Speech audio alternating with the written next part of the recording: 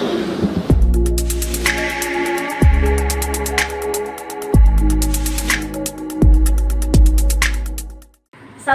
warahmatullahi wabarakatuh. Halo kelas, apa kabar? Kita bertemu lagi dalam channel YouTube SMA Namira Official Video bersama Miss Dela dalam pelajaran Bahasa Indonesia. Kita masuk pada pertemuan kedua. Materi untuk pelajaran Bahasa Indonesia kita kelas 10 masih tetap membahas debat, ya. Yang kita bahas minggu lalu sudah pengertian, ciri-ciri, jenis, serta manfaat debat.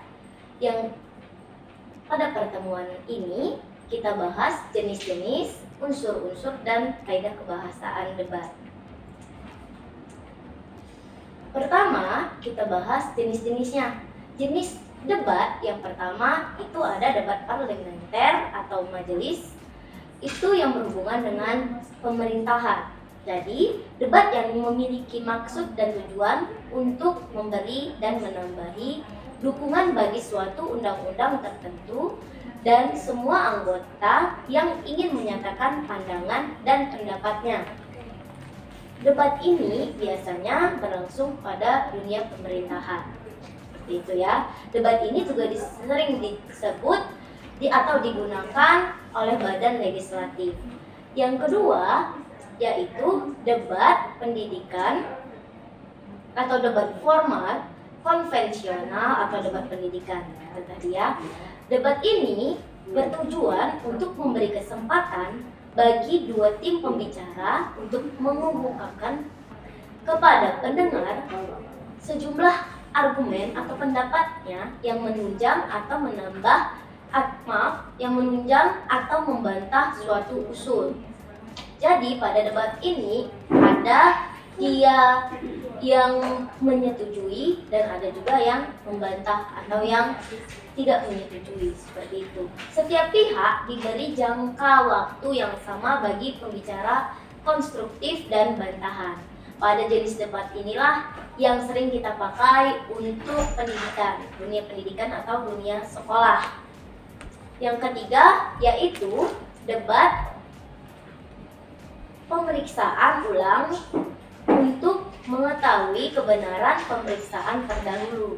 Debat ini biasa dipakai dalam dunia hukum. Ya, debat yang memiliki maksud dan tujuan untuk mengajukan serangkaian pernyataan yang satu sama lain berhubungan erat, yang akan menyebabkan individu yang ditanya menunjang posisi yang hendak ditegakkan dan diperkokoh oleh penanya. Jadi debat ini biasa dipakai dalam hal-hal hukum, terutama dalam waktu persidangan. Selanjutnya yang terakhir yaitu debat kompetitif atau biasa disebut debat dalam lomba. Debat kompetitif dalam pendidikan tidak seperti debat yang sebenarnya dalam parlemen. Debat kompetitif tidak bertujuan untuk menghasilkan keputusan, tetapi lebih diarahkan untuk mengembangkan kemampuan yang di kalangan pesertanya, dan juga seperti kemampuan untuk mengutarakan pendapat secara logis, jelas, dan terstruktur, serta mendengarkan pendapat-pendapat yang berbeda.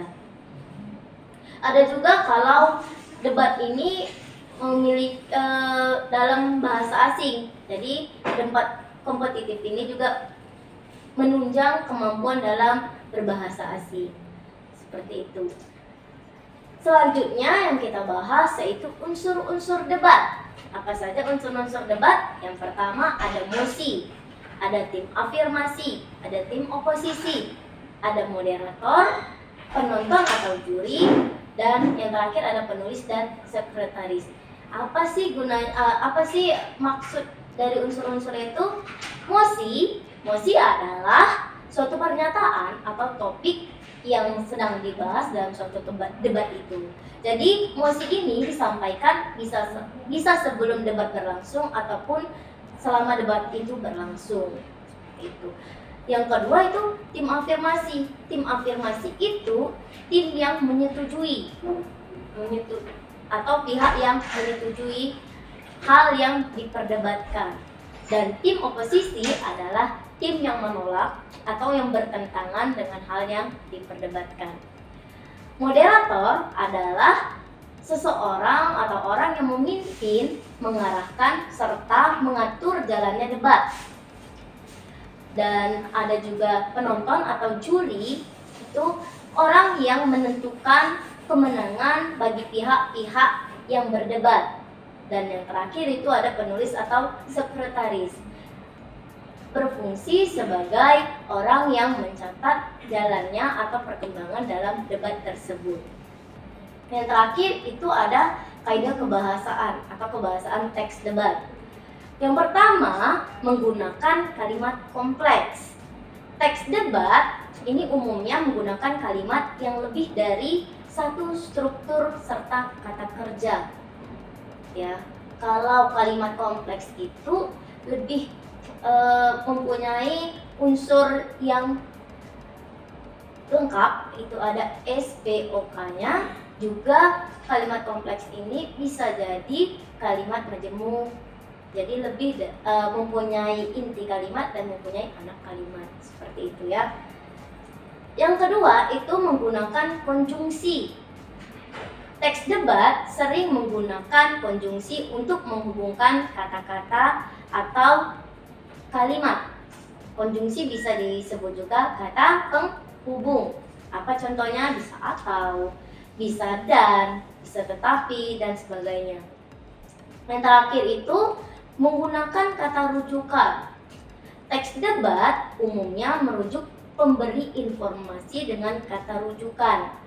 Bisa jadi itu kata rujukan. Jadi seseorang yang berdebat itu mengungkapkan kata rujukan yang diambilnya, menyebutkan kata rujukan yang diambilnya. Misalnya dari rujukannya dari buku, rujukannya dari seorang tokoh, seperti itu. Ya, itu tadi kebahasaan teks debat. Oke, sekian pertemuan kita. Terima kasih. Jika ada pertanyaan, silakan kita berdiskusi dalam Classroom, Google Classroom kita. Dan lebih kurang, Miss mohon maaf. Demikian tadi penjelasan singkat dari Miss. Silahkan kalian ulang materi kita sampai paham dan kerjakan tugasnya dengan tepat waktu. Miss mohon maaf jika ada kekurangan. Akhir kata, wassalamualaikum warahmatullahi wabarakatuh.